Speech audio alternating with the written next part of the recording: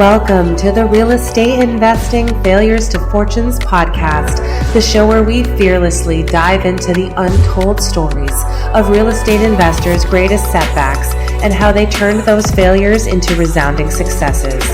I'm your host, Kate Berry, and we're talking with real estate investors across the country to learn exactly how and why they failed, and how they took that failure and turned it into a powerful lesson for their business. So come along with me, Kate Berry, on this transformative journey from failure to fortune. I invite you to join our supportive community where together we can inspire, educate, and motivate each other to achieve all of our real estate investing goals. Welcome to the Real Estate Investing Failures to Fortunes podcast. I'm your host, Kate Berry, and today we are going to deep dive into the journeys of real estate investors who've turned their failures into fortunes. I'm here today with our guest, Nick Nicaud. He is a real estate agent and investor, a team of 10 agents that he manages. They do over $50 million annually. He's been in the business for 20 years and is also an investor and creative financer himself. So Nick, thank you so much for joining us today. Well, I appreciate you having me. Looking forward to kind of chatting and talking things up. Yeah, you're kind of what I like to call a triple threat. You've got the agent, the investor, the financer, you've got the coach, you have the coaching aspect too. So I'm sure we have a lot to learn about you. In 20 years, I think you kind of start to find your niche and you start to find the things you're passionate about. And I believe over a couple of years, things just change. And so it's been fun to have multiple avenues to go down. So yeah, that's kind of the beauty of real estate. There's so much you can do. And once you get started one path, you learn other skills along the way that can add to other revenue streams, other types of skill sets, tools in the tool belt. So tell us, how did you get started in real estate 20 years ago? The journey started in college. I didn't really know what I wanted to do, but I knew that I didn't want to be behind a desk. And just through my family, a lot of my family members have been in investments and have rentals, and none really sold real estate, but some friends in college, their parents were realtors. And then just over those relationships, just decided this is perfect. Nice. So got right into it right out of college and really have not looked back. So that's been the beginning and how I got into it. Yeah. You start as an agent or as an investor? Well, that's a great question. I started as an agent, but I really started investing houses very quick. I think in the first year I bought 3 houses, and that was back in the era where they were just giving loans away. Right. And so I was buying houses, no money down, 100% loans. And I think in 5 years I had 22 houses. And so, 3 years, I had 22 houses. So I just accumulated and just kept growing it. So that's in my head. So 20 years ago, 2003, 2004, when it started, that is the height of, financing was. Tell us about that process. What was that like back then? I mean, they didn't look at much because I wasn't making a lot of money at the time. They just, as long as the house made sense and I was buying below what the market was saying it was. Yeah, the market value was a lot lower, and banks, mainly credit unions, they had just started getting into lending. And I mean, I was buying, one day I bought 3 houses, and I walked out of the closing with nothing but the keys. And then also I brought nothing to closing, Wow. And I racked up houses very quick and didn't really know what I was doing. My cousins had rentals. Did you have a mentor or a guide, someone helping you along the way, or? Sort of, and I'm reading books, Kiyosaki's books, Rich Dad, Poor Dad. I'm reading as much as I can. And I did have a mentor. He had helped me get to the place to have the boldness to buy one. And the very first house I bought was with him as a partner. A couple years later, I cashed him out. And once you bought the first one, it really just ignited a passion in me. I loved it. And I don't know if it was just yeah. Oh, absolutely. And in hindsight, I bought every one of them incorrectly. And I find that when the recession hit, here I am, 22 houses, didn't know what I was doing. And all of a sudden my tenants can't pay their rent. And so I had a real big wake up call as a young, I was 20 at the time. I think I was 28. And so I was older, but I'd never experienced that. It was a lot of weight to carry, and I learned real quick how to pivot and start over pretty much. And I think by 2000, maybe 10, I believe, I had sold all but two houses. I kept my first two houses and then sold all the other ones. And I sold them at what I bought them for. So I really didn't make a lot of money. I basically broke even, but I got the weight off my back. Yes. And breaking even is a lot better than a lot of other people did during that time. I mean, that's kind of where we're going into this podcast. We want to delve into the failures from real estate investors and agents and what they experienced. And so I'd love to hear more about that experience for you. When you had 22 properties, were they all in the same market, single family, multifamily? So my model then was buy within an hour of where I was, because I was taught the heat and air go out. You should know the heat and air company. You should know somebody. So I was within a mile, not a mile, within an hour, but really it was about 30 minutes. And so I had one street I owned three houses on. So it was very convenient. And slowly in 2008, I wasn't getting rent on one house, and then they lost their job and another one lost their job. And Wow. so kind of had a little, I just kept getting claustrophobic or getting real tight around my neck of, oh gosh, I don't know what I'm going to do. And that Yes. was where the journey started for me. Can you tell us about, a lot of people listening may have been young at that time or now just starting to get into real estate now, now we're maybe 12, I guess 12 years post 2008, and we're kind of in a different market cycle. I mean, what was the market landscape in 2008 when you talk about the recession? What did that look like? Where I am here in East Tennessee, we're very much behind the national average of a home. So I was buying homes below the national average. And so finding them wasn't a big deal. The rents were lower. So I do think in hindsight, that kept me from losing everything. So I was already stroking that note, but it was a couple $100. It wasn't like in the thousands. But the market here was strong. I mean, we were selling, people started moving south and people started picking up rentals. But when that market crashed, we were a ghost town. And I felt I had never been through that. I was 28, never seen it. And every day happened very quick. Yeah. And I had just gotten married. Oh my gosh. So it was like, thankfully, we didn't have a lot of debt. We had a lot of business debt or good debt, which is what I would call it. But I didn't have the resources at that time. So slowly but surely, I started recognizing, whoo, I've got to get rid of these houses. And so found a buyer and was able to liquidate 20 of the 22, which was helpful. One buyer. One buyer.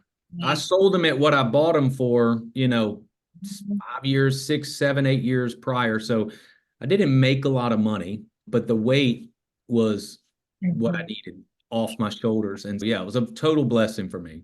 Yes, the stress or the pressure of having the crash come down literally on your shoulders. And did you feel like I mean, and it was happening to everyone, right? It wasn't just happening to you. Were there other folks in real estate that you were working with? And, what was it like to be in the industry at that time? No, I think I was so young in it, in the sense of I didn't really recognize what others were doing because I was trying to stay alive. But I will say my mentor ended up getting out of the industry because he had just as many homes, but he was older than me. I didn't have a lot of debt. My wife and I were we could, what Dave Ramsey says, rice and beans. We were able to make it through. And my mentor didn't lose anything, but I think it wasn't worth it for him at that point. He was financially and spiritually, to put so much into a portfolio. I mean, 22 houses, and they were all single families. All single families, yeah. Amazing. Yeah. And so you kept the first two you bought. First two. Was there a specific reason you kept those first two? Just they were my first ones, and I just felt, no, I bought ones cheaper than those. I think it was just sentimental. Like I felt bad getting rid of the 20. Yeah. They're part of me, as sappy as that sounds. I mean, they're part of blood, sweat, and tears of those people were close to me. I mean, I've owned those houses so long. I knew the tenants, and wow, it was just, it was tough. And you were self-managing. Self-managing, yeah. Yeah. And so that was a hard thing, and at the end of the day, obviously got to choose my family, and then I didn't want to go bankrupt. And I was selling real estate at the time, and I was living on a credit card. I'd make a sale and pay my card off, live Yep. on the credit card. And it was interesting times. And I learned how to budget. We'll Yep. say that. I That's learned real quick how to budget. You leaned down, right? And I say that a lot. If, especially in terms of real estate market, the market goes up and down. And that was a crash. That was Mhm. the highest of highs to the lowest of lows in a really short amount of time. And it took a long time for that market to build back up. And so how did you build yourself back up from that moment? That's a great question. I think honestly, my wife was just real instrumental in it. Just coming home to a cheerleader. Just, Yeah. wow. One day I remember coming home and she had a hoodie on with a scarf and mittens inside our house. And I walked in, I was like, you can turn the heat on. She's like, I'm roughing it. We're going to get through it. And we kind of made a joke about it, but knowing that, hey, the burden of like carry of marriage wasn't as heavy, but because she was in it with me. But when I liquidated those, it was like a new life for me.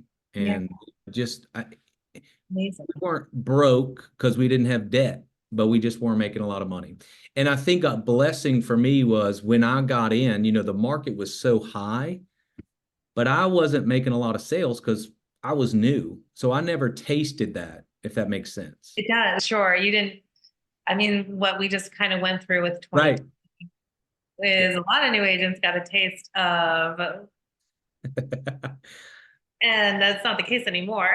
That's exactly right. In our market, more than half our agents are gone. But right, 2020, great year. And I didn't experience that prior to '08. So I Right. didn't know. So I was living cheap, but I didn't have anything Oh, to. yeah, I always say real estate is relative. Mhm. Everything is relative to what you were normalized to or experiencing. So, it sounds like it's a bit of a blessing in disguise. I mean, you said that when you said you looked back and you realized you bought them wrong.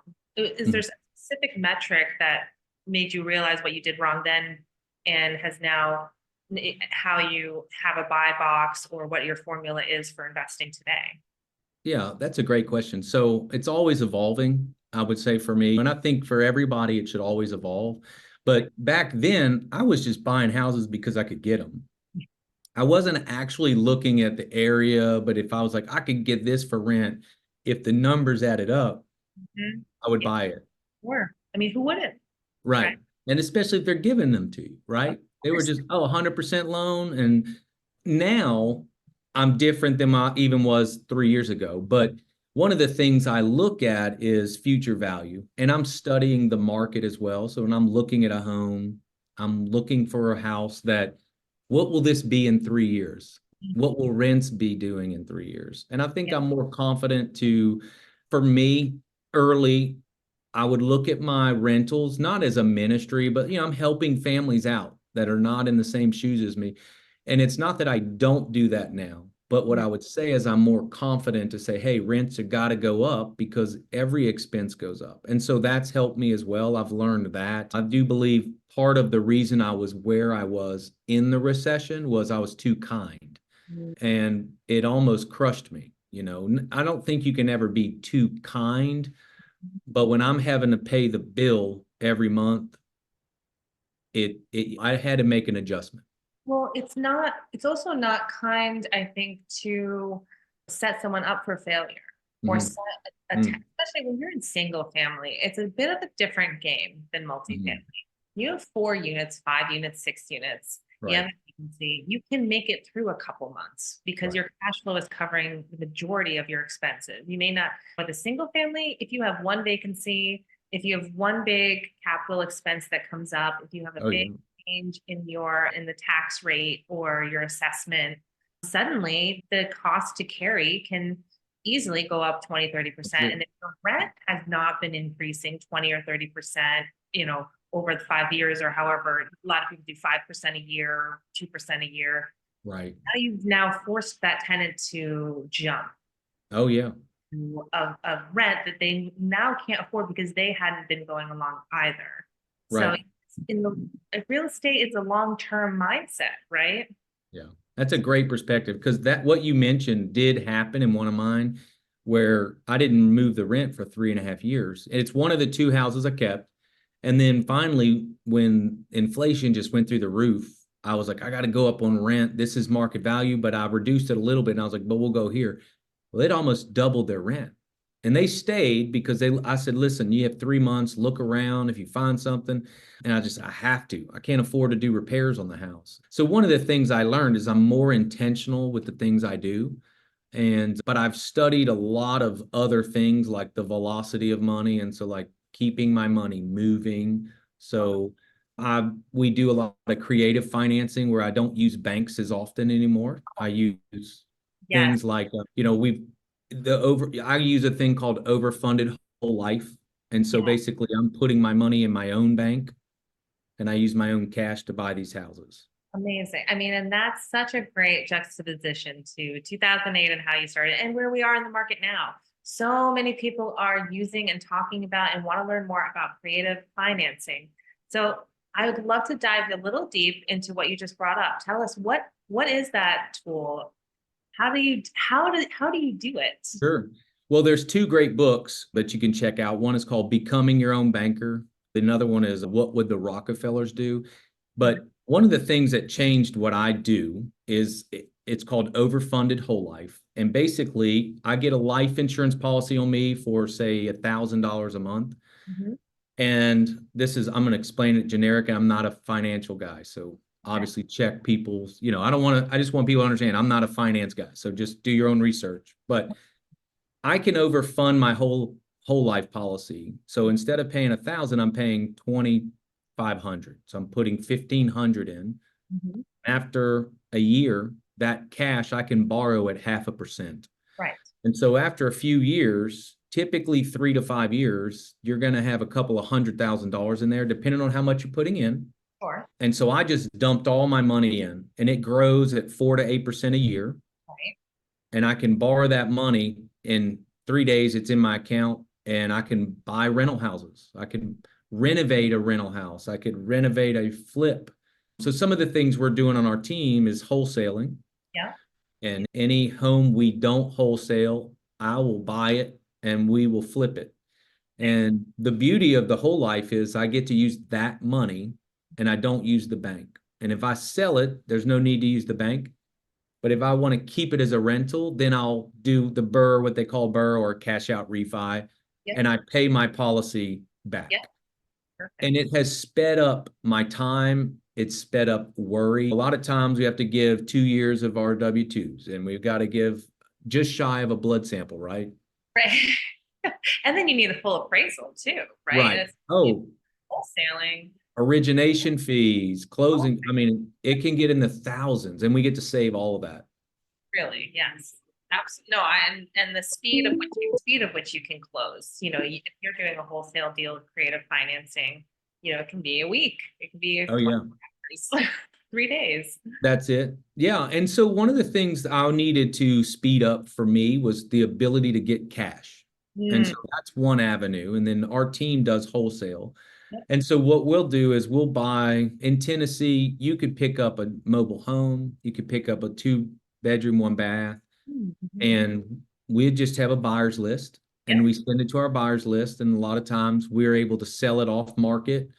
And that has really propelled our agents into buying their first investment home. On our team, we challenge our agents in the first year to buy their first house. And then if they own their first house, they have to buy their first rental. So we really push wealth with our team. Totally. Yes. Because I'd love to learn a little bit more about your mindset around real estate and wealth, why you're doing what you're doing. Why did you stick it through? Why did why do you do it today? I think for me, it kind of starts and ends with my family. And I kind of have this mantra, I call it generational wealth. And it's not wealth in the sense of like millions and stuff, but my why is really freedom. I just want the freedom to be able to take a vacation, or the freedom for my kids to go to a different school if I want them to, or if we want something that we don't feel restricted. And it's not always money. It's, hey, we're going to go to the park and not feel restrained, right? So historically, what I've researched is real estate is the number one freedom thing that will set any person in any country free, unless you're lucky and do some new tech or something like that. But on a grand global scale, it's real estate. Sure. Yeah. Yeah. And the one-off, tech or something like that, it's not forever. For me, Right. real estate it's a lifelong learning journey. There's so much to learn and do within the field of real estate. So you're doing quite a few different things, the Right. whole thing, running the team, the creative financing. Tell me about what are your future goals? What are you working towards next?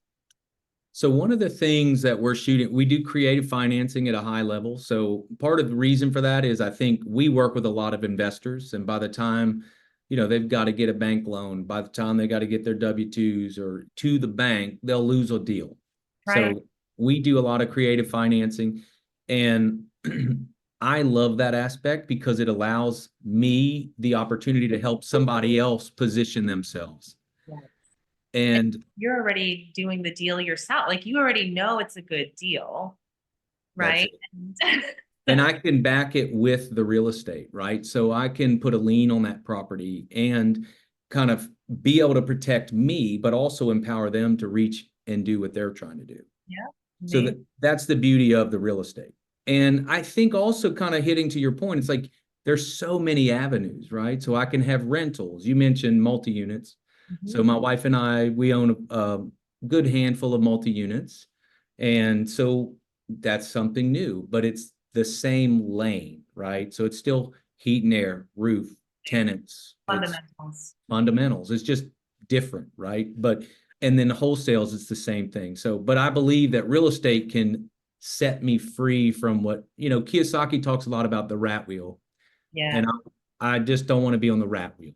And so I want the freedom. So some of the fun things I get to do with my kids, I bought each of my kids a house, and it's in my name, but that is their college. And the reason I do that is, I'm putting a one-time down payment. That house is most likely going to go up in value, and that tenant pays the debt down. It goes up in value. And when my kid turns 18, there's their college education. Maybe they don't go to college. Maybe they take over dad's business and they live there for free or sell it and buy their own house. So you can't do that with everything. And you don't even have to be a real estate agent, but it's through real estate, right? Yep. You're giving your family, your why is your family. I have a daughter, and it's the same thing for me. It's about how can I set her up to have as much freedom and choice and ability to, do the things that we couldn't do. I think what I get a lot from you is that you really care about people and your family, and seeing that real estate is a tool and avenue for people to change their life, to change where they came from, and it's easy access, right? I love that you have you encourage all of your agents to invest themselves, because I think that's what makes a great agent and an investor too. You're in it, you're doing the work, you're experiencing it firsthand. Yeah. If you could talk to someone, now listening, who's thinking about doing their first real estate purchase, but they're holding themselves back, maybe because they're afraid of the high interest rates, or they don't know how to get started, or, they're interested in creative finance. What would you say to someone in that position? They're trying to figure out how to buy it, or if they're struggling to buy like an investment. Feeling a little scared because they hear the word crash. The crash is coming. Sure. And they've heard about 2008, and they've heard about people losing everything. Right. That's a great question. So I will tell you what my mentor told me. It's not the most PC, but he would always, because I was nervous, I'm newlywed, trying to get into investments, always wanted to do it, but nervous. And he said, sometimes you just have to kill it and drag it back to the cave, where it's like, you go out, your first true thing, you just have to do it. And so for me, it's not the most PC way to say it, but what I would say is, 80% of the fear we have is really just activity, just take an action step. And so if it's, hey, I don't have the finance, that's what you might think. Well, Mhm. go apply for a loan. And a Right. lot of times you're going to be qualified, but it's your fear and your inaction that has actually crippled you. So that's what we do with our agents is, hey, you think that. And my mentor now always asks me, is that your truth or the truth? So Mm, I say that a lot, if is it your truth or the truth? right. But I think if you are considering real estate, if you look at traditionally going back 30, 40, 50 years, real estate has stayed true to the Yeah. test of time. We've seen markets crash, we've seen markets return, but at the end of the day, a lot of people will put their life savings in the stock market. And I'm not speaking out against the market. I'm just saying in real estate, if I can't sell a house, I know I can rent it. I Yeah. know I can make money. I may not go out and make $50,000, $60,000 on a flip, but I know I can rent it and not lose money. And in stocks or other things that you might get into, you have zero control. And That's so right. for me, it's the most sustainable thing I can be confident in, if that makes Yeah. sense. It does. But again, fear is the thing that cripples us. People need places to live. Yeah, They need good, safe places to live that also can be affordable. right. And so that would also, I guess, be my question now. If someone's purchasing an investment property now, what's the most important thing for them to consider? Is it interest rates? Is it down payment? Is it their market?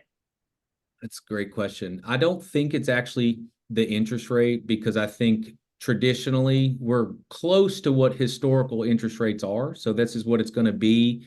And it may drop a little bit, but historically we're going to be kind of here probably if you're in your 20s, it's going to be here and it's probably not going to get back to the fives. But a lot of it is being creative in the way to finance the deal. So you could use a hard money lender. One of the things I'm doing, this is a whole different topic, but we've turned many of my rentals into owner financing. So Interesting. I've taken, so say I own a house and it's 200,000 and I'll take my tenant and we call them penalty box buyers, people that cannot buy, bad credit, they're a felon, divorced, they still, they don't have the money, things like that. And what we'll do is we'll go to them and present an owner finance option. Hey, this house is, worth 350. Yeah. I will finance it to you for 365 Mm-hmm. with 20% down, Mm-hmm. and then I'll have a fixed rate and it's your house and you can do what you want with it. Obviously, structurally, things like that, you need to check with me because I'm the bank, you know what I mean? And that has freed me up and I'm getting 20, 25% down on these homes. And that gives me a lot of my debt back. Yes. I can go buy another rental. I love that so much because it really illustrates that in real estate, the deal can be a great situation for both sides. It's not that one side loses, one side wins, Yeah. you know, Oh, yeah. it's what serves the purpose. And I think so many owners and sellers out there right now are loving the idea of owner financing Oh, yeah. their assets to someone that's going to rent. So, that would be kind of maybe the next encouragement for anyone listening is go talk to your landlord. They might be willing to Absolutely.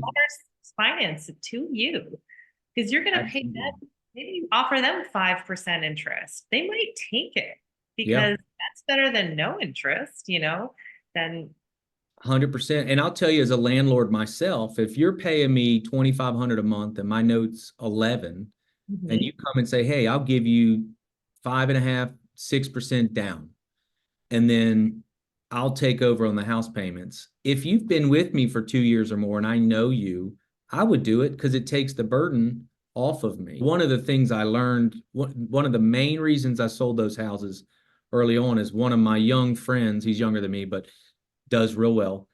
He said, Nick, how much money do you make a year if no mistakes happen on that house? Heat and air don't go out and rent's paid on time. What's your average yearly net? And I'm like, 6,500. I don't know, something like that. And he said, if you go out and you sell a house in one weekend, what's your commission? And I was like, I don't know, $5,000 to $8,000. And he said, think about that. think about that. And he's like, you have 20 headaches that you have to work every day and hope that they pay rent. Hope the heat and air don't go out. It really Yeah, opened my eyes to, yes, okay, I got to have other revenue streams, absolutely. So, Especially for single family what a great, I think that's such a great like outline of a plan you can have. Buy a single family, Mm. rent it, or a duplex, rent it, live in one, rent out the Sure. other side, eventually get yourself out. And then depending on the market at that time, it's probably appreciated, take those Right. first 2 or 3 years to put money back into it, improve it, get the rents to where they need to be. Suddenly you've got a fantastic asset that you can sell or finance to your own tenants that are already there, already love it, and it's an opportunity for them to just keep doing what they're doing. That's it. Yeah. And I think you kind of hit on it. Part of what you could do is don't start with the dream home. If you're thinking, man, I just want to get into real estate, go buy a 2-bedroom, 1-bath house that maybe's not your end all, but live there 2 years. Yeah. 2 years happens in the blink of an eye. And I mean, it's been how many years since COVID? 4 or 3? It feels like it was yesterday. It's like, go Something buy a small house. I say it all the time to myself and to my clients and my agents. The time is going to pass anyway. Mm-hmm. And it's not getting easier. Yeah. And I think there's a big misconception when people, oh, I'm just going to wait for the crash. I'm just going to wait for interest rates to come back down. You're going to be waiting a long time, right? I mean, do you agree? 100%. And just to be transparent, I'm buying today. I'm buying 3 houses in 2 weeks. Yep. And I'm still looking today. So I believe in real estate. And I think in 20 years, all my friends will say, man, I got lucky. And you can think what you want. I don't know if it's luck, but Have you ever met someone that bought something 20 years ago that still has it, that regrets it? Anyone? never. Doesn't matter what time of what year, what month, what interest rate. I don't think they've ever regretted it if they've held it on for that long. Oh yeah. But there's some interesting ways. I wouldn't encourage this for any of your listeners, but I'll tell you the most interesting way I bought a house. So, and I haven't done it in 5 years, so I don't know if you can still do it, but I wanted to buy this house and it was 13,000, which is cheap for a house, but it was a little just falling apart. Yeah. And I put a credit card, got a no interest 12-month credit card, and I put like a highlighter or a pen on eBay for $14,000. And I bought the pen and I transferred the money to my bank account and I paid 2% interest just for the transfer, but it was no money, no interest for 12 months. But I got the cash and I bought the house. And then I got a Lowe's credit card, no interest for 12 months. And I bought all the material that I could. You can't buy all of it because of labor, right? So I had to pay for labor. Yeah. But I bought this house and I got it rented in 8 months, cash out refied, and made $15,000. Amazing. But there are ways to do it. Yes, there's always a way to do it. There's always a way. You have to start doing it. Like you said, you just have to Yeah. do it. And You have to just do it. don't be afraid to fail. Real estate never stops, right? And if everyone that lost out in 2008 never bought again, so many people I talked to that went through that are still in real estate. They went through the worst that could ever possibly happen, and they're still doing it. Oh yeah. Well, it just speaks to the product, right? Real estate, people have to, most people in America and in the countries that surround us and across the ocean, they all want a roof over their head. And that's the desire of most people. And we're willing to pay for it. That's right. Absolutely. And if you know how to do it, you're only going to learn how to do it by doing it. I think you can listen to a podcast and read the books. You were reading books and talking to people, and still no one can predict what's going to happen. Yeah. And you learn those fundamentals by doing it and by getting through it and learning what your real why is, why you're doing it too. I think that's the real bug that 100%. We all have what I would encourage anybody to do is, what is your safety net that makes you comfortable, right? So if you look at it as 100%, 0 to 100, some people, it might be 70%, 30 caution. I'm very cautious. Once you know that, I would say I'm 55, 45. If it looks good, smells good, I'm on it. That's what I've learned, right? So I know I'm willing to take risks, but not everybody. So if you're 80-20, as long as you know that, life's about understanding what is freedom for you. Absolutely. And the idea is take what your freedom is and attach it to an asset that makes you money. And Yes. then you need to understand if your risk tolerance is very, like you say, I don't really like to take a lot of risks. Great, that's okay. It's not for everybody. But real estate in general is it's pretty safe. Yeah, that's right. They're not going to go down in value. I think in my market alone, we're 5,000 homes short. That's right. It's the basics of economics. It's supply and demand. That's it. And we've got tools in between, like interest rates and inflation and taxes and all these other things that affect cash flow. But I mean, you've got that just the general trend. And if you can be in it for the long run, if you have the mindset of this is a long term, get rich slow for my future family, for 7 generations down the road, or for my own community, Sure. right? Yeah. How is the you invest locally? That's investing in your own community. That's putting money back into where you are, where you live, your own market, creating appreciation in your own market. Right.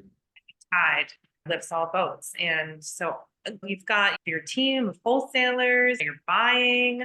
If you had to ask for our community, what is it you're looking, are you looking for something specific next, or have a specific goal you're trying to reach? Well, I think what pushes me and motivates me is I have like a net worth desire or passion to reach. Mhm. So there's lots of avenues that play into that, but the ultimate goal is freedom. And so as far as a need, we're always looking to do creative financing to help people reach what they want to do. So we lend a lot to people flipping, lots of people picking up rentals, even small businesses. They've got a heat and air company we lend to help put systems in for homeowners, things like that. We sell houses in East Tennessee by the Smoky Mountains. We're near the Tennessee Volunteers. If you like sports, always looking for buyers and sellers and investors. So the Smoky Mountains is the #1 visited national park. Hot market. I went to the Hot Smoky market. Mountains when I was little. We went to Dollywood Oh too. yeah. And yeah, Knoxville. I loved it there. Yeah, it's great. It's a great short-term rental market. And so I would say if people are looking to pick up a short-term rental, they know anyone looking to buy or sell in this area, we would love to help them out. We do creative financing. We sell wholesale houses. So if any of the listeners are looking to pick up a rental or a flip, we could put them on their list. So yeah. Yeah, get them started. Hey, there's so many avenues. That's the beauty of it, right? I mean, you know that you've been in it and you've seen the different avenues that you've gone and said There's no something to and for said yes to. I really think there is something for everyone in real estate. There's always an avenue. There's always a way to think creatively. There's always a way to find it. Sometimes it takes a long time, and yeah, if your risk tolerance is pretty low, maybe that just means it's going to take a little more time to find the right deal That's right. and really hone down what your buy box is, what your goals are. That's a big thing, right? To know Yeah. what to buy, you've got to know what you're trying to do. That's it. And part of that's knowing your market and your tolerance, right? I mean, if you don't like people, maybe start with buying a small house where they don't have a lot of kids, So we started with 2 bedroom, 1 bath because I wanted singles or just young married. Then I realized it doesn't make a lot of money. So No, make bigger houses. that's kind of the trade-off too, right? Maybe be willing not to make a ton of money in your first couple of years because you know you're not going to. Yeah, Takes a couple of years to get it right. Takes a couple of that's years it. to learn. You started and it was what, 4 years, 5 years in of all that hard work to break even. It's hard to get through. But look where you are today. And I think that it's incredible to see where you've come, and we really appreciate you sharing the journey. And if our listeners want to get in touch with you, what's the best way for them to find you? Yeah, you can look me up. I'm on Instagram. Our team is nicaudteam.com. It's just NICAUD team.com. And you can find all my contact info there. And I'm on Instagram and Facebook, all that stuff. But We'll yeah, put in our show notes. So make sure you take a look at the show notes and connect with Nick if you're a wholesaler or agent or investor looking to get started, and interesting opportunities, it sounds like, in the Smoky Mountains. So, and Nick, it's been an absolute pleasure talking with you. I learned so much, and definitely want to learn more about the overfunding life insurance creative financing plan. Maybe we should try to come have another interview session where we can deep dive on that, because that sounds really interesting. Yeah. Well, I appreciate you having some space for me and giving me an opportunity to chat with you. So anything I can do in the future, and I appreciate, again, the opportunity to chat with your listeners. Same. Thank you so much. All right. We are Real Estate Investing Failures to Fortunes podcast. I'm Kate Berry, your host, and we will see you next time. Thank you for joining us on another episode of Real Estate Investing Failures to Fortunes podcast. If you enjoyed today's stories and insights, don't forget to subscribe, rate, and leave a review. Your feedback means the world to us. Remember, your journey in real estate is a marathon, not a sprint. Embrace the failures, learn from them, and turn them into your stepping stones to success. I'm Kate Berry, and until next time, keep hustling, stay inspired, and keep turning those failures into fortunes. Happy investing.